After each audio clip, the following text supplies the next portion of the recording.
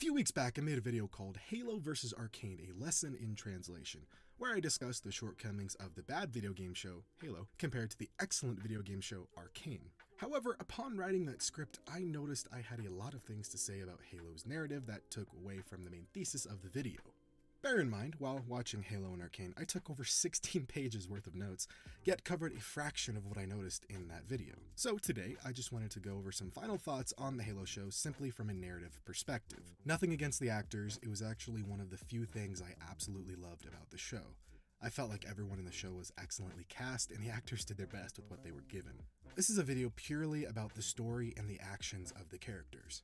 Also, if you haven't watched my first video on the subject, I highly recommend you finish that first, then come back to this one. Full spoilers ahead for Season 1 of Halo.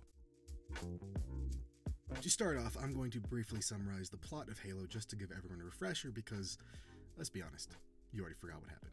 In 2552, a human insurrectionist colony known as Madrigal is attacked by the Covenant, a group of religious zealot aliens. However, the attack is thwarted by Spartan Silver Team, a group of hyper-lethal, emotionless human super soldiers. After the attack, Master Chief, the leader of Silver Team, discovers a dig site where the Covenant were attempting to extract an ancient artifact. Interacting with the artifacts, Chief begins to experience visions and memories of his childhood that were previously inaccessible. Out of the entire insurrectionist colony, there's only one survivor, Quan Ha, daughter of the insurrectionist leader. Chief takes her and the artifact back to base on the planet Reach. However, after Quan refuses to cooperate, Chief is ordered to execute her. He defies the orders and goes AWOL with Quan. Chief and Quan find Spartan washout Soren, who helps shed some light on the artifact Chief interacted with. Chief leaves Quan in the care of Soren and returns to his people. Back on Reach, Chief is lightly slapped on the wrist and in return given an experimental AI known as Cortana. Chief eventually learns of an emotional suppressant pellet in his spine, which he removes and smells the roses for the first time. Chief experiences more flashbacks and learns of another artifact he saw when he was a child. Going to his home planet, he learns that he, along with the other Spartans, were kidnapped as children and forcibly augmented to serve the greater good of humanity. After excavating the other artifact, the Covenant finally show up and take it for themselves, leaving behind a human, Makee. Makee tells Chief that they are both blessed ones, and they're the only ones able to activate the artifact, which will lead them to the Holy Ring.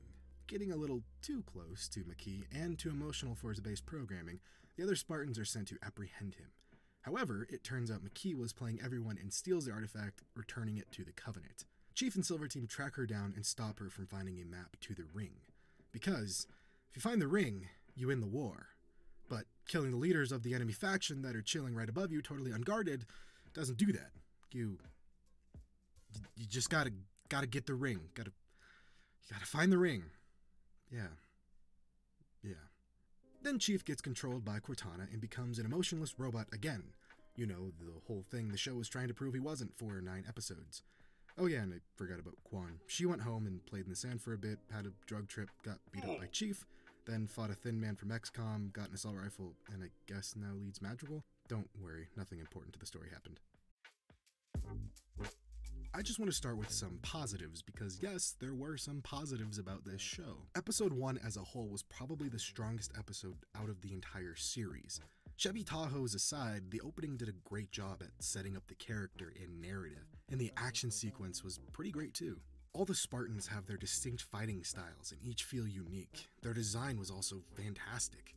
I also love the gore of this show as well, because it's something we don't really see in the games and merely read about in the books. Episode 5's fight sequence was amazing too. Seeing that Marine just turn into pink mist was amazing. A grunt hijacking a warthog, a jackal with an energy sword was something I didn't know I needed. Chief crashing a Banshee into the Phantom, curb stomping an Elite, all of it was just absolutely amazing. The whole fight sequence has been something I've been wanting to see in live action since I was a kid. Also, the characterization of Halsey was really good too. It's not a one-for-one recreation from the game, but regardless, it's still good. I really like how cold and calculating she is. It really fits with the tone that they portray the UNSC in. Also, Miranda Keyes finally has a character! In the games, she was just kind of there and then not there. No! Her role in the games was pretty much telling the player where to go and what to do, and that's about it. Whereas here, we see she's Dr. Keyes, and learn about her conflicting relationship with her father, Captain Keyes, and her mother, Dr. Halsey. She's in between two worlds, soldier and doctor.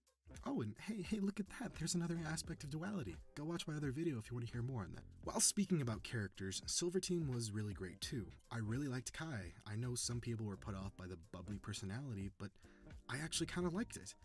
I also loved how cold Riz and Vanek were, and Vanek's one-liners were just awesome as well.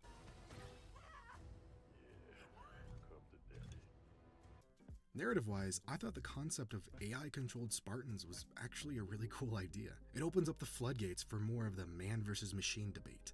It would be really cool to see the, check it, duality of the two Spartans. You have the old guard, Spartans with personalities and free will, versus the new guard, AI-controlled Spartans that are nothing more than hollow, extremely effective killing machines. In fact, that would have been such a cool plot thread that I would have loved to see in the games. Give the aliens a rest and flip the script and have Chief versus humanity. In fact, the whole plot concept of Chief regaining his memories and rebelling against the UNSC should have been the plot for Halo 5.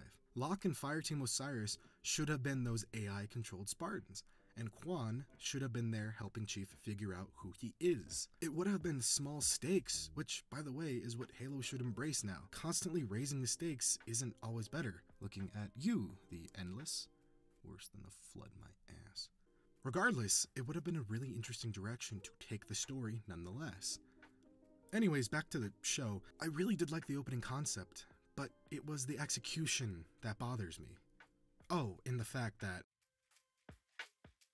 simply from a narrative standpoint, the show falls flat. Easy slam dunk narrative beats were swiftly ignored. Case in point, the helmet. Look, I don't care that Chief took his helmet off, but what I do care about is when a high-pitched frequency literally knocks everybody on their collective asses, and the one thing that actually saves Chief from the same thing is his helmet, and when the frequency stops, he immediately takes it off. Because he somehow knows it's not going to start up again, right? And what purpose does that serve? So we could see his face? Why? Regardless, that's besides the point. Narrative-wise, wouldn't it have been much more satisfying if the Spartan helmets were symbolic for control?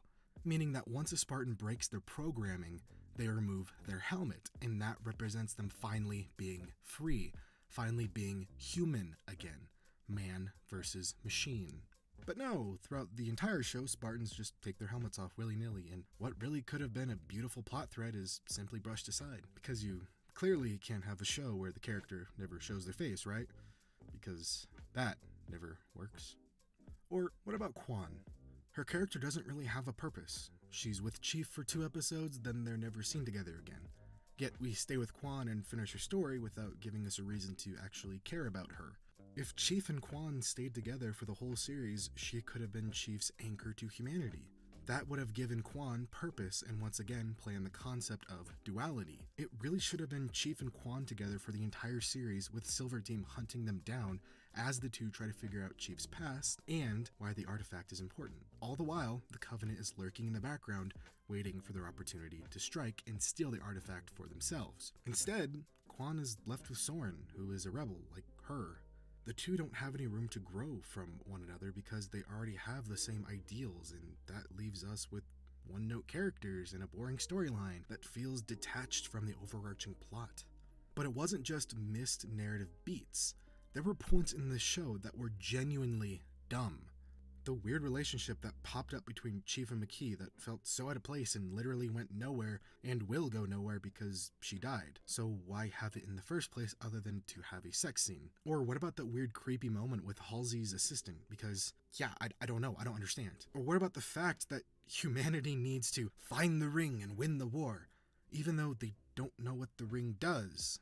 But they need to find the ring so badly that they ignore the fact that in the last episode, the leaders of the Covenant were literally unguarded, just chilling by Chief and Silver Team, watching. No one, not even the hyper-intelligent AI Cortana who was controlling Chief in the last moments of the episode, even thought to aim their guns up and pop them each in the head. Find the ring, win the war. Got it. Or what about the fact that Cortana called in the Condor to save the day, but only after she had control of Chief? How does that make any sense? Why did she need to control Chief to do that? If Chief alone had the ability to do that, couldn't she just tell Chief to call it in rather than controlling him to do so? Oh, and how about this one? Who, on God's green earth thought it was a good idea to have the UNSC be so stupid as to not ask the Spartans, who, mind you, have fought the Covenant more than anybody else in the UNSC, for help in translating Singhili? No one before Miranda Keyes thought to ask for help? Are you serious? How could this organization last this long if they couldn't realize this simple fact? And when on the rubble, they honestly thought if they moved a forklift in front of Chief, that'd stop him? Then they laugh about it maniacally like, yeah, we got him. And why make Reth a human? Back to missed narrative slam dunks. Wouldn't by making Reth a jackal, like he is in the books, give more dimensions to the Covenant? It's an easy clap that makes the Covenant more dynamic and shows the audience that not all aliens within their ranks are loyal, thus setting up the potential for dissent down the line, a la Arbiter. But it's not just that. How does Reth know all these things? They say he was simply abducted by the Covenant. Okay, why would he know all this information about the artifact? He was just a prisoner, wasn't he? Or did they teach him all these things about the artifact? And if so, why? Or did he simply gather all this information from context clues by watching Makee activate the other artifacts? It just makes no sense. But no, let's ignore the dumb things this show does, and let's focus on the fact that they straight up ripped off Mass Effect. Touch the ancient artifact, get visions, no one believes you, ass, go AWOL, prove you're right, and bone a space chick. They even directly mention Mass Effect in the background in episode 1. And no, that's not just a coincidence. Commander Shepard is the main character you play as in Mass Effect. The Skillian Response Center is a nod to the Skillian Blitz, which, depending on your background choices in the first game, is an operation Shepard took part in. And not only that, 343 studio head Kiki Wolfkill told GamsRadar that it was a deliberate Easter egg. So, if I get this right, Halo didn't look at Halo games, yet looked at the game Mass Effect, and then partially ripped off the story of the video game Mass Effect while ignoring the story of Halo because it's a video game. Okay, I'll be honest, I'm definitely reaching here, but again, it's just stupid. To tie this into myself, because I'm a self-absorbed actor and I know you all care so much about my personal opinions, if I like you and you do something to piss me off, then I will incessantly complain about you because I want you to be better. If I hate you and you do something to piss me off, then I will never talk about you. I will never mention you, I will never bring you up, and I won't complain about you because I don't care about you. The reason why I complain about Halo so much is because I really like Halo. It was my childhood. I still have memories of playing Halo 1 and Halo 2 in my uncle's basement when I was like 6. But the way the Halo property has been handled these past few years, what with 343's mismanagement of the games and this lackluster series, I'm just getting to the point where I don't care. And I really don't want that to happen because Halo means so much to me. Regardless, I'm done talking about this show for now. Please, showrunners, in the future, don't dumb down the show, don't set up slam dunk narratives that you swiftly ignore, don't double down on the differences that make the Halo show less of a show about Halo, and for the love of God, please do not get rid of Master Cheeks. Thank you.